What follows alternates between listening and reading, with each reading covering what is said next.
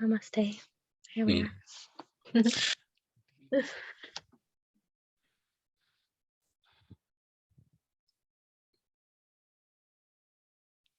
This chapter has really captivated. Have you been reading it still? Yeah, there's a few verses we're about to come to today that are just startling. Let's see. Can you remember Yeah. what verse we're on? So I have, it'd be interesting to compare page numbers, my dry book to your wet book. Yeah, it's actually, I dried it on the radiator and it's still wet. And then I was checking all the other books on my shelf and none of the other books are. It's like, it's so weird. So, well, mine's page 564, and I have verse 11 on the left and verse 14 on the right. Is it? Does your copy look like this? No, I've got this cover. Oh, okay. And well, I just, yeah. Inside. Interesting. I can't go to Santa Cruz anytime soon, but maybe next March or so before we leave town, I'll get to ask someone at the Sat Temple why the covers are different. I thought you were going to say why the covers are getting away. Well, that's there's no rational explanation. Yeah, no hope for resolution there. No. Okay, so is that where we are? 11? I think it's more like 13 because I think we got through 12 before. Yeah. No, what's your pleasure? Do you want to read? Okay, do you want me to? I can read at the beginning if you want. So we're on chapter 36, which is called Effacing the Mind by the Conviction of Being the Undivided Absolute, and Destruction of Ignorance and Such by the Conviction of Being the Undivided Brahman. So verse 13. The elements and nature, their composite, are all of the nature of Brahman. The world and all things are entirely of the nature of Brahman. All the perishable worlds are entirely of the nature of Brahman. The worlds which are uncreated are all of the nature of Brahman. What appears as a difference is entirely of the nature of Brahman. The myriad galaxies are all of the nature of Brahman. Great sage, by the delusionless conviction that I am that supreme Brahman, conquer the mind.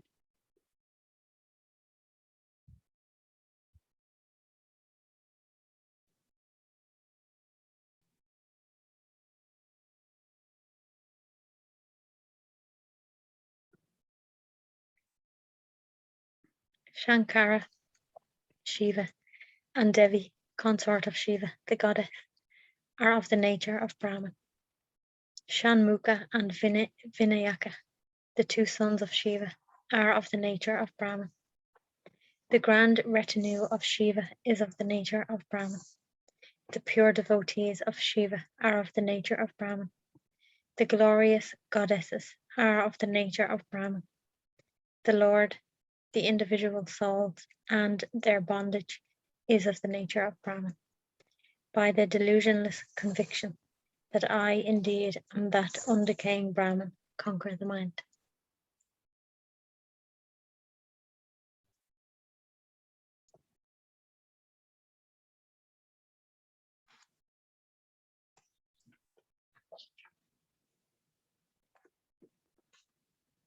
Hara, Hari, and Brahma, destroyer, sustainer, creator, are of the nature of Brahman. Their consorts, whom they embrace, are of the nature of Brahman. The gods, demons, and humans are of the nature of Brahman.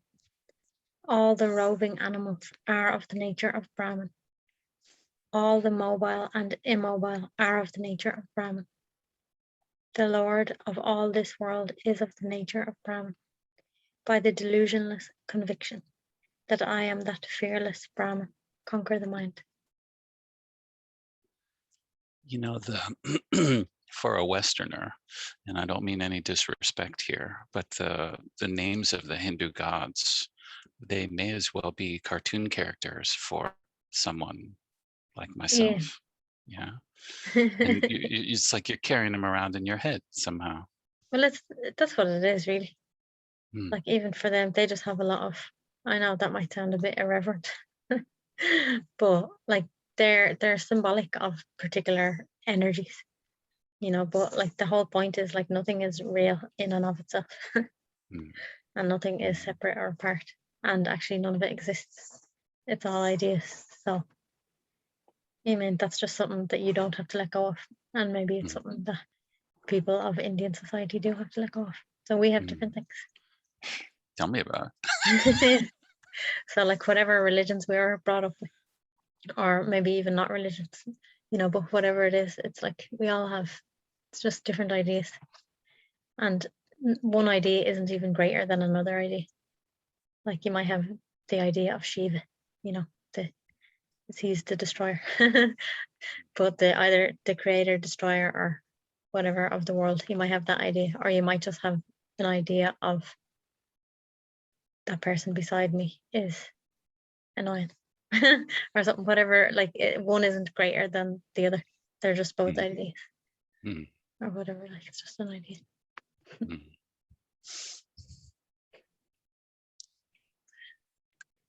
Please go on.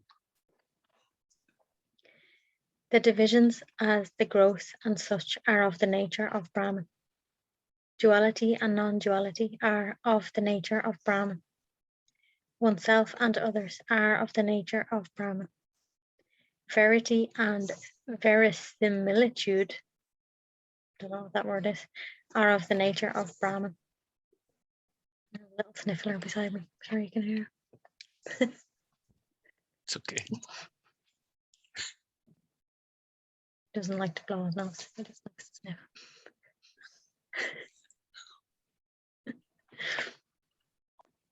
All appearances, such as the world, are of the nature of Brahman. What are seemingly sentient or insentient are of the nature of Brahman.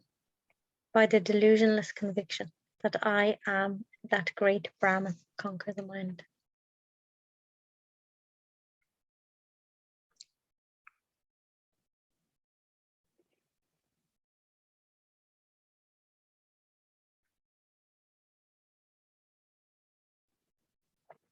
The nature of Brahman is a mass of knowledge.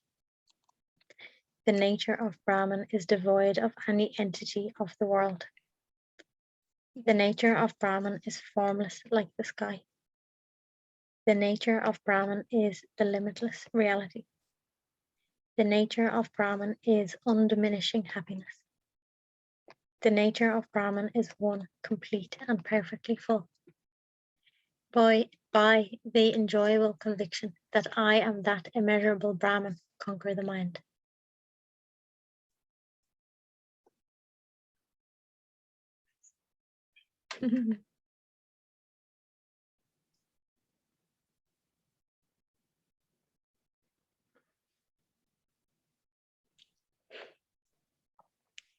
The nature of Brahman is the fullness of the full. The nature of Brahman is the all complete and whole. The nature of Brahman is the knowledge of knowledge. The nature of Brahman is the one undivided essence. The nature of Brahman is that which is without defect.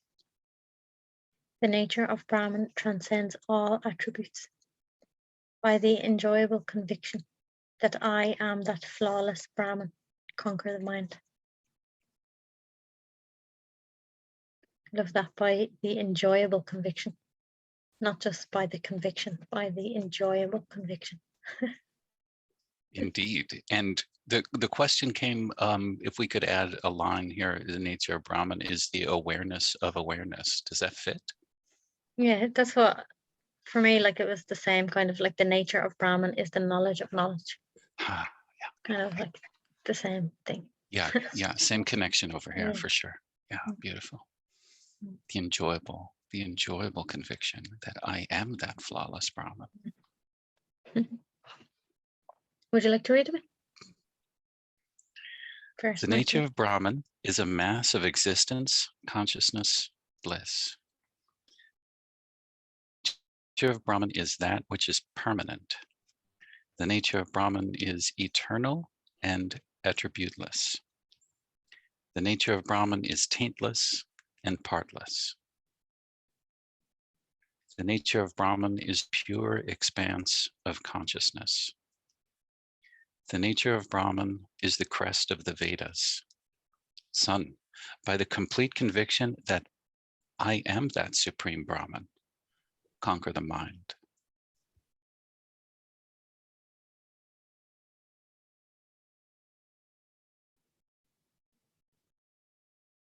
Is the cause of the cause. The nature of Brahman is that which is immaculate. The nature of Brahman is the completeness of the complete. The nature of Brahman is that which is defectless. The nature of Brahman is undecaying consciousness alone. The nature of Brahman is that which is without characteristics. By the changeless conviction that I am that immortal Brahman, conquer the mind.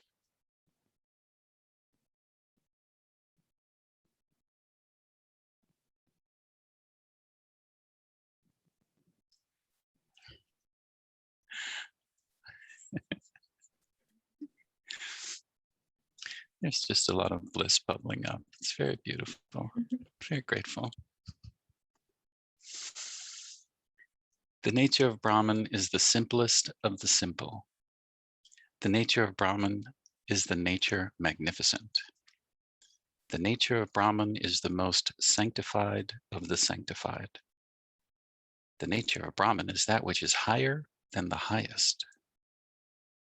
The nature of Brahman is devoid of the world, individuals, and the supreme. The nature of Brahman is the nature of consciousness alone. By the ceaseless conviction that I am that unaffected Brahman, conquer the mind.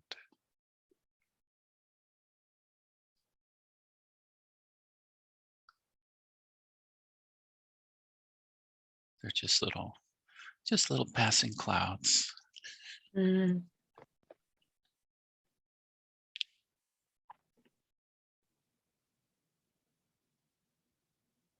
The nature of Brahman is one, real, and supreme.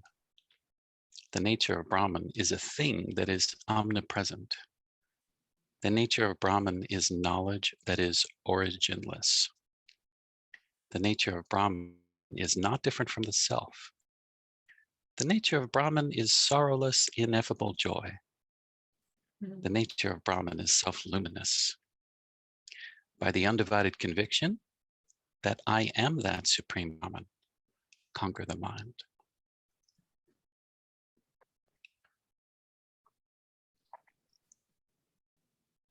Mind will just have you suffer forever. Oof. What? You said the mind would just have you suffer forever. Yeah. That's not okay. No, exactly. That's why he spent a whole chapter saying, conquer the mind, conquer the mind, conquer the mind. And in a way, not in a way, like it is a choice. Like it's a choice that we have to make. Nobody else can do it for us. God doesn't really just come along and say, okay, like it could, but like he doesn't. It's like we have to, we've chosen the mind in a way, maybe unconsciously. We've unconsciously chosen the mind because we didn't realize how much pain it would bring. But like as we recognize that like it doesn't lead to any happiness. And I think that's what something has to happen inside us to recognize that like it actually doesn't lead to peace or joy or happiness, or it doesn't give us what we want, really. I think we all learn that I think one lifetime is enough, really. Like it's easy to say it in one lifetime that like we want something, we want something, and then even if we get it, you still aren't satisfied. You just want something else. Like, So like, I think when we notice that, then it's like, I guess it's an invitation, and something in us knows that you don't even really have to read these texts and all, really, although like they're helpful and they're good. But like, I feel like even without them, something in us knows that there's a Brahman, you know, it doesn't matter what I call it, there's a silence inside us. There's a silence inside us that's here no matter what. And like, if we just kind of give up the, I don't know, attraction to the mind, then we can just rest in this peace. Like, we do kind of know that, but it's a choice. But books like this are good when it's saying like just over and over again, by the ceaseless, by the ceaseless conviction, conquered mind. Because I think it does take like ceaseless conviction, not just once or twice, but like over and over again. Like, I'm really kind of I can't find the right word, but I'm really kind of admiring maybe like these kind of words, and recognizing the importance that you really have to do it like again and again. Because even if in your heart, you know, like even if you have that conviction, let's say you have that conviction in your being, but still, you still have to kind of, like we were saying the last time, it's like you have to choose it again and again and again. You have to have that conviction in the middle of when the mind is tempting you, or the mind is like just saying, what about this? What about this? What about this? So like, just like over and over again, it's like, no, like turning away from that over and over and over and over again, maybe for like your whole life. Or like another way of saying it, I read a quote the other day, and it's like Ananda Mayama, I don't know if you know her, but like she just says like, think of God always, you know, like it's the same thing, really. It's the same thing, filling your mind with God. Because in a way, even like the ceaseless conviction, in a way, it's a thought as well, kind of, you know, like you're using your mind in a way to turn away from the mind, but it's like the higher mind. You're kind of choosing the higher mind. So it's kind of like thinking of God. So it doesn't really matter in what way you do it. But yeah, I suppose I'm just saying like, it's a choice, and it's not going to get done for us. And if we really want it, really want to not be a slave to the mind, that's it. We really just want to, because it's not like you don't get anything. You don't get anything. But like, we don't want to be like a slave to the mind. We don't want to be conquered by the mind, because that's how it seems to be. This is telling us to conquer the mind, but in the world, it's like, it seems like we're going around being conquered by the mind. The mind is pretty much almost like making us do things. You know, you have to go to work, you have to make money, you have to do this, you have to do that, whatever. I don't know. You must feel bad. You're not good enough. Ah!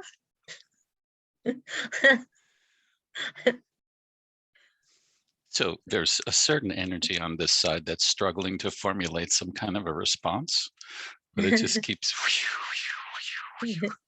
just keeps getting blown away.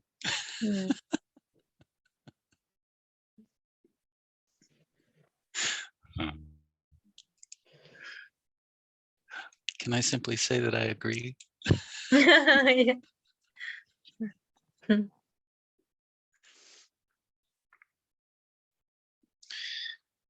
In the universalist nature of the pure expanse of consciousness, there is never a universe, though in truth, this universe does not exist in the least in relative practice. The illusory appearance on consciousness, thought, will appear also as the expanse of the universe. Son, as Epher said, destroy that thought by the perfectly full conviction. That was great. Whoa. Yeah, that's super duper nice.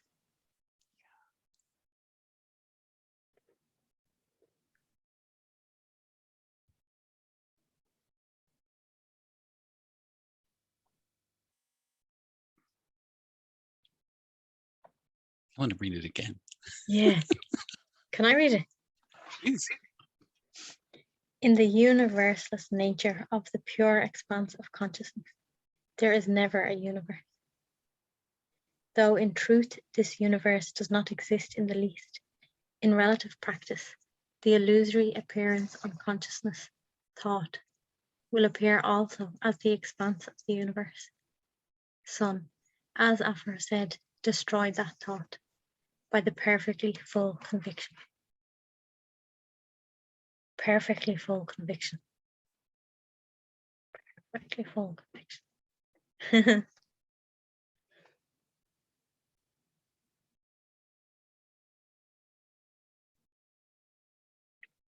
I feel like that as well, like going more and more into the perfectly full conviction.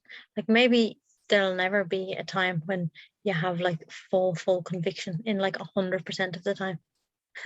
I don't think that really matters, like because in our heart, you know that the conviction is there, so it really doesn't matter. But that like the perfectly full conviction, like all the time, perfectly whole, like never any doubts showing up or anything. I think it's good because I think it kind of keeps you kind of like humble in a way, like it keeps you kind of just like recognizing that there's something greater than you in a way, and like, yes, I want this. Like I feel like there's something really good in that. Like even though I know this is saying like I am that, and so that as well, so they coexist. They coexist at the same time somehow. But like I feel that we don't get it, because I feel like if we got it, it could just be by get it I mean, because I don't think you can get it. Do you know what I mean? Like the mind can't get it, is the thing. So if you start to think or something, like yeah, like it's perfectly complete conviction is here. Like if I started to say like the complete conviction is here. Like on one hand it could be true, but on another hand, like it's probably just mind talking, because like everything we talk is mind. So I don't know. Like I think if it's perfectly full, there's not really any need for a body anymore. And like by just kind of wanting to, like I said, kind of keeping you humble and kind of keeping on, it's like you keeping saying, yes, I want it. And like actually like that, like saying that conquer the mind, by the undivided conviction. So it's almost like a practice, isn't it? It is kind of like it's a practice in a way. It's a practice. And I think we said it the last time, or maybe I was talking to someone else. And it's like when like the means and the end is the same. And if like the means and the end are the same, like it feels like that's the right thing. So it's not like you're working towards getting somewhere really, because you're recognizing that the end is already here, but yet somehow at the same time the illusory, like did it say the illusory appearance on consciousness thought, so it's also saying destroy that thought. So we are kind of destroying that thought all the time, just by recognizing that it's a thought, even by recognizing that it's a thought, and by recognizing that it's not true. I don't really know what I'm saying. Like I don't know if there's a, like I do know what I'm saying, but there's not really like an end point. And that's what I'm saying. I think that there's no end point. There is no end point. Yeah. And I'm feeling it for sure. Where you're coming from. If you take the next verse, I think we're going further in to underline what it is you're saying. Okay. Will I read? Please. Though the partless supreme Brahman alone is the supreme truth, because the power of Maya, delusion, illusion, supporting all such endless powers, is retained in the mind. This nature has thought as a superimposition, and this perplexed thought is what appears as the false, endless, myriad worlds and such. It sounds like an echo of what you've just been saying. Of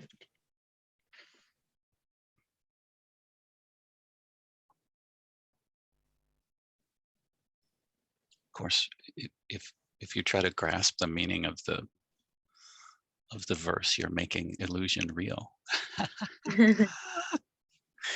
Don't fall in that one. These things are very subtle, isn't it?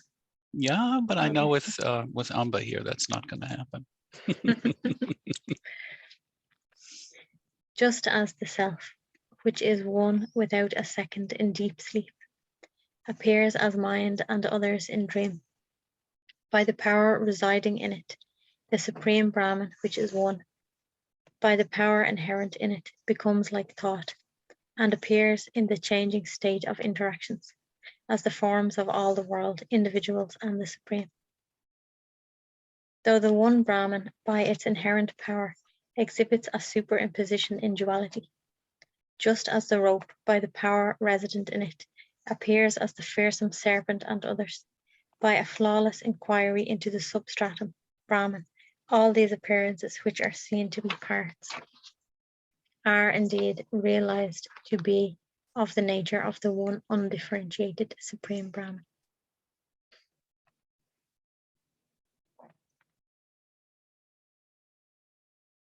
Though appearing manifold as the serpent and others, on investigation into the substratum, the rope, all the false forms, such as the serpent, become only the rope form. Likewise, though appearing as the expanding universe, on investigation into the substratum, the pure Brahman, all these are only the undivided supreme Brahman.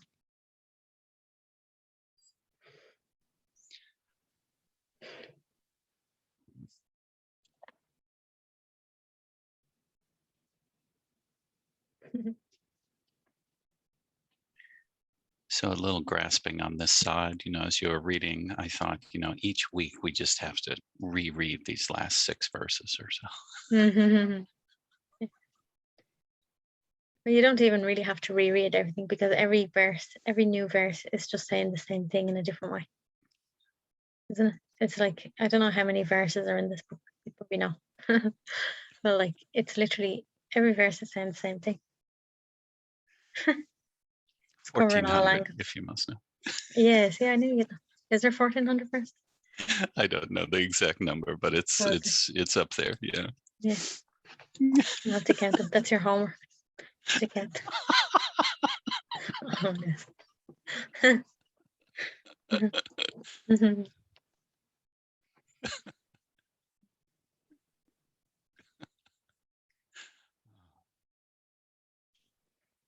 If, due to the originless tendencies of worldly existence, the undivided, undifferentiated knowledge does not prevail in the mind, even after constant daily inquiry, one should resort to the conviction attitude that all ever is Brahman, and that is myself. I am that Brahman, the undivided nature, and persist in it until all the delusion of thoughts of difference are destroyed, and thereby prevent the ideation of differences. Mm. This actually has a lot of meaning, and I think goes to the title of the chapter. Intentional action, if you will, to efface or erase, prevent the ideation differences. This is stopping the mind. Yeah. Or it's at least recognizing that if it's playing as differences, that they're all the same thing. At least that's what, like, that's what it says here. It's like, because that's how the mind plays. The mind plays as if things are different. Like, it kind of has to, because even two hands, well, there's like probably some differences. Like, if you put them that way, like the thumb is pointing that way on that side and it's pointing the other way on the other side. So in a way, like, they can't be exactly the same. I'm not great at like, so I'm just saying, like, everything, that's the closest thing to my eyes. So like, everything, the mind is going to play as if everything's different, but like, it's kind of saying that to bring that in, like, if it doesn't work, it said something like that. Anyway, so just like everything is Brahman, so this is Brahman and this is Brahman, they're both Brahman, so actually they're not really different. So even though they're playing as if they're different, they're really not different, because they're going to, as long as you're seeing a world, it's going to play as if it's different, whether it's things you see or thoughts that come, it's just playing. But like, it's just like, if you don't take it seriously, it's no matter. I think it's really just kind of taking it taking it as serious or as true, that really creates a problem. Like if you kind of see that it's an illusion and really everything is Brahman, and you're convinced, like because you see it and you know it, and there's nothing else, and it's just a kind of pretend fantasy idea, then like you really can't suffer. And I feel like that's all of what this is for, is just so we don't suffer, because there's no need for us to suffer. And there isn't even an us, there's no need for existence to suffer. There's no need for Supreme Brahman to suffer. It's like I'm really bad at analogies. I don't know why I'm even gonna say it, but like if this, like you have a shoulder and then like it extends outward, extends all the way out to fingers. And it's like if this is like the very source of Brahma, and like it's perfect peace. It doesn't know anything. It doesn't know anything about itself. It knows nothing at all. It's just itself. But then it comes out, and like there's something. Then there's something, and then it's like, oh, it knows itself, or it exists. It exists. Just putting the whole world in my arm here. And then it's like, ooh, and then oh look, even it's good, like because it's like it seems to separate into all different bits at the end. It's like there's no need for like this part to suffer. Like it's all the one thing. It's like, why should it suffer just because it's seemingly down there? It's like it's really just like a light that's shining. Makes like, I know it's really bad analogy, but like it really makes no sense for like this part to suffer when it's like it's the same thing.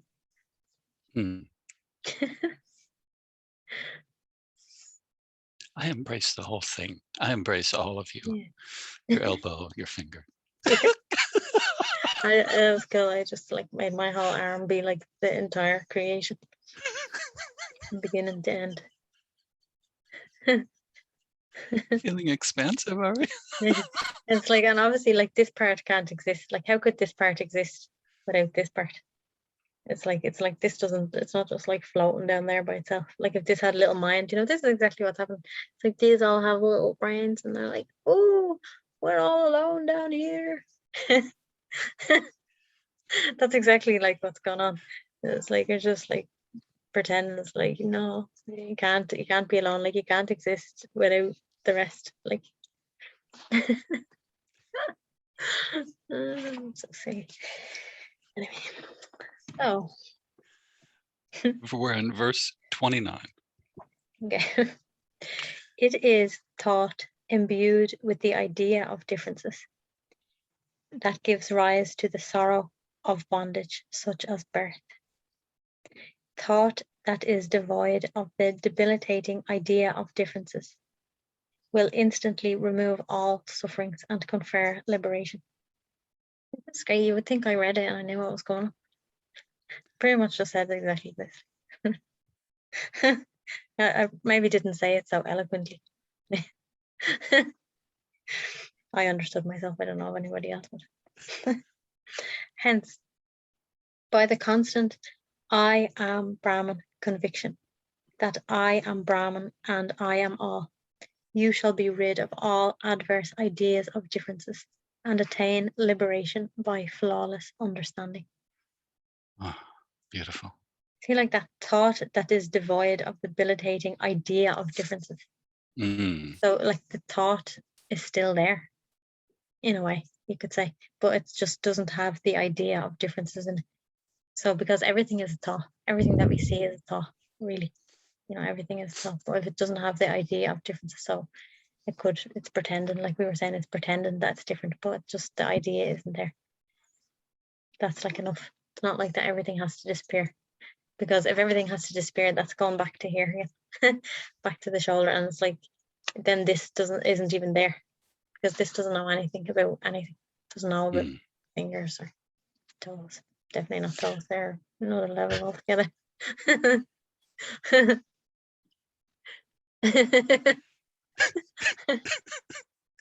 So you're specifically underlining thought that is devoid of the debilitating idea of differences they will instantly remove all suffering and confer liberation. Yeah.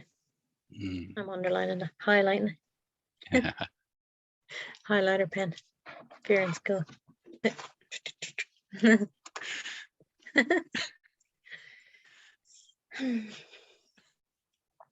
If you are of the constant I am Brahman conviction, that I am Brahman, Brahman is myself, and I am all the creeping ideas of differences that the world, individuals, and the Supreme, and you, hold on, actually.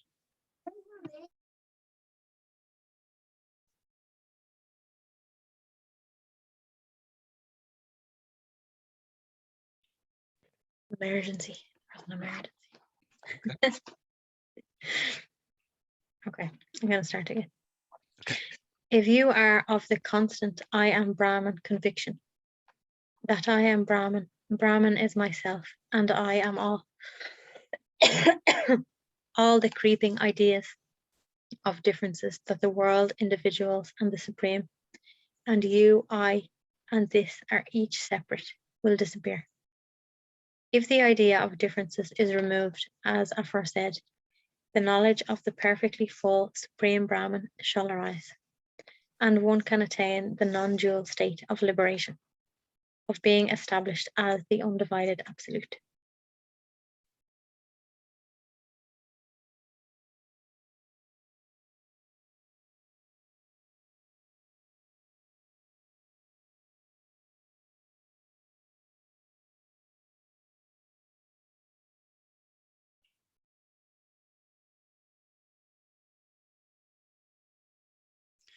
Even the thought it's so beautiful doesn't, Yeah. there's nothing for that to cling to in a way.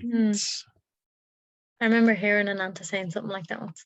He was in satsang and I can't remember what he was talking about, but he was saying, yeah, it's so beautiful. And then he was like, no.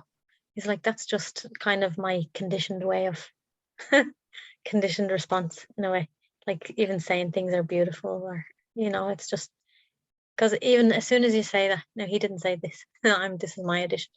But like as soon as you say something is beautiful, it's kind of implies that there's something that's not beautiful. In a way, like anything implies an opposite. Everything does. Every word implies that there's an opposite to it. But all of that, even though it's nice, it's of course all those things like it's beautiful or I'm grateful and all that is like it's good. But yeah, they're kind of in a way conditioned also. It's like good conditioning. Yeah. It's like we don't need any of that. In a way, it's natural. Like we don't have to push away either. Like, but it's good, I think, to recognize that. I don't know what you said there. Like, it's kind of not needed in a way. Even to say like it's so beautiful. Like even to say something like that, it can just kind of diminish. It diminishes all. I don't know who I heard saying this before, but I heard it somewhere. Like if you're going for a walk in nature or something with somebody, and like as soon as you start to say, oh, look at that, or isn't it so beautiful, it's taken away from your experience of it. Whereas if you're just walking together quietly, you're just kind of in it, you're immersed in it, and like you don't really need to say anything about it in a way. It's like it's kind of natural if you're walking with someone, you kind of want to share your appreciation, but the words don't really do it. It almost takes you away from the experience of it.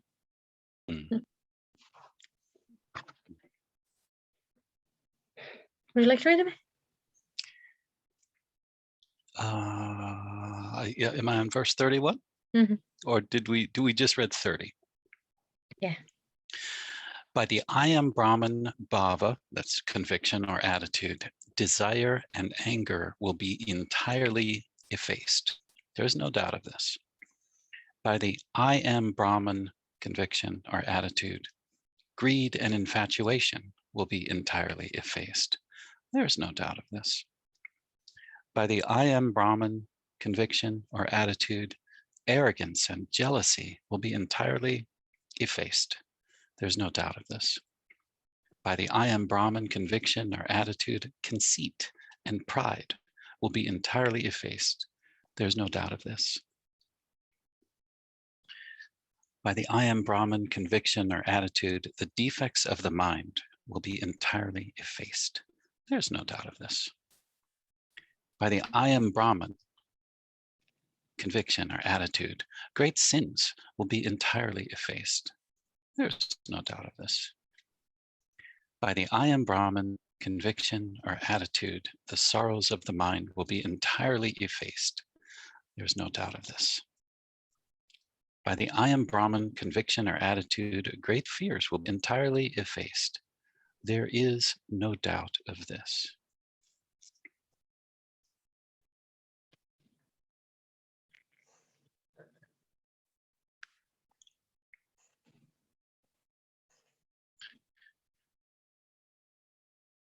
By the I am Brahman conviction or attitude, sacred rivers and charitable acts will entirely vanish. There's no doubt of this. By the I am Brahman conviction or attitude, deities and service to them will all come to naught. There's no doubt of this. By the I am Brahman conviction or attitude, meditation and worship will all be effaced. There's no doubt of this. By the I am Brahman conviction or attitude, repetition of a mantra and austerity, intense practice will all be effaced. There's no doubt of this.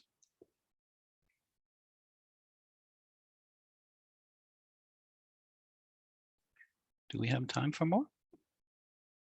Yeah. By the I am Brahman conviction or attitude, mantras and rituals will all be effaced. There's no doubt of this. By the I am Brahman conviction or attitude, karma and the consequences connected with it will entirely be effaced. There's no doubt of this. By the I am Brahman conviction or attitude, the Vedas and scriptures will all be effaced. There's no doubt of this.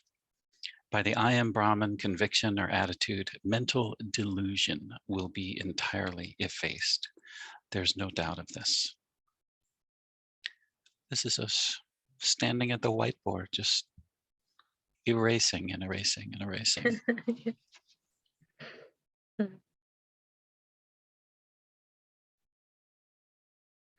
It's like it reminds me of Ananta as well, who used to say, not even a blade of grass will remain. Mhm. No, I just felt like that's beautiful. It's like, I don't know, I didn't really think about it, but I'm just thinking about it. It's like grass. It's like at the bottom of the world or something. Like you think like there's so many. You could say that. You could say it, not even a grain of sand as well, but somehow I just blade of grass was nice. Like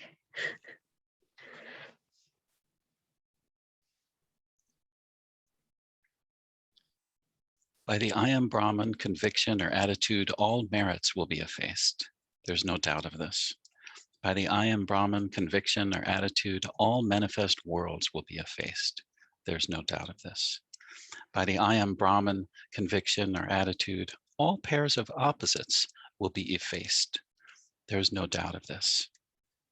By the I am Brahman bhava, that's conviction or attitude, all the world will be effaced. There's no doubt of this.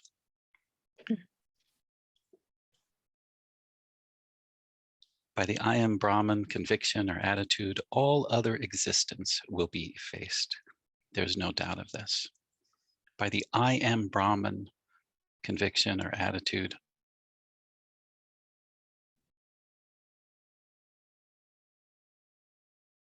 by the I am Brahman conviction or attitude, all other happiness will be effaced. There's no doubt of this. By the I am Brahman conviction or attitude, all other connections will be effaced. There's no doubt of this. By the I am Brahman conviction or attitude, all delusion and infatuation will be effaced. There's no doubt of this. By the I am Brahman conviction or attitude, all mental knots will be brought to naught. That's brought to naught. There's no doubt of this. By the I am Brahman conviction or attitude, all mental and physical afflictions will be effaced. There's no doubt of this. By the I am Brahman conviction or attitude, all distortions will be effaced. There's no doubt of this.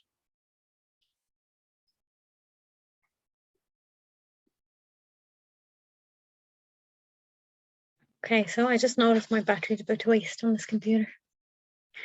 Don't know how long, so better go before I get cut off. Well, it says 23 minutes. You know, these things aren't always right. So we have 47. There's about 10 verses left. We could save it for next time. Yeah. Okay.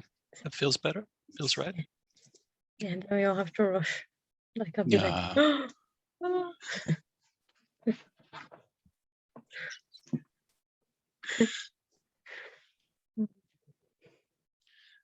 Yesterday I was working with someone whose little boy was in the background, and he invited him to come over and say hi, and he let himself be seen, but he was really shy. And I leaned forward into the camera, and I was wearing a gray t-shirt, but there was it was a silly t-shirt, but there was this bright green avocado in the middle. mm-hmm. I said, look, I have an avocado. What a good laugh. I thought it was gonna be like, let's have a cuddle or something. Yeah. You know, they have these things. Let's have a cuddle. Little cute avocados, little hands on. Was yeah, maybe I'll wear it next week and show you. So it leads to holy guacamole. The avocado forms the picture of like a nun, and she's making a holy gesture, and the script around it says how, you know, avocados are holy. Oh yeah, that sounds like fun.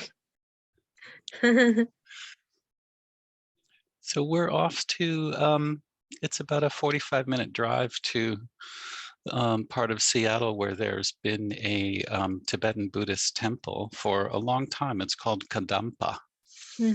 And Kadampa temples are all over the Western world for sure. And there's the worldwide headquarters is in Sintra in Portugal. And I say of the main teacher, whose name I'll get for you, that he has a very deep bench, which means like if you have a soccer team and you have a lot of good players, you can just point to any one of your players and send him into the game. And so, so this today, a woman is coming from California to talk to us about the Heart Sutra. Oh, lovely. Yeah. So it's going to be pretty much all day, and there will be lunch. And if it's not raining, we'll walk around the neighborhood, and where it's a very sweet time for Sarjana and me to spend the day together. So we're really looking forward to it. Sounds like a very nice way to spend the day, immersed in the Heart Sutra. There you go. Could be better than that. Not much better than that in this world. Other than maybe starting the day with Amba and Ribhu. It's like a different form of the Heart Sutra. Very much so. Thank you so much. Thank you.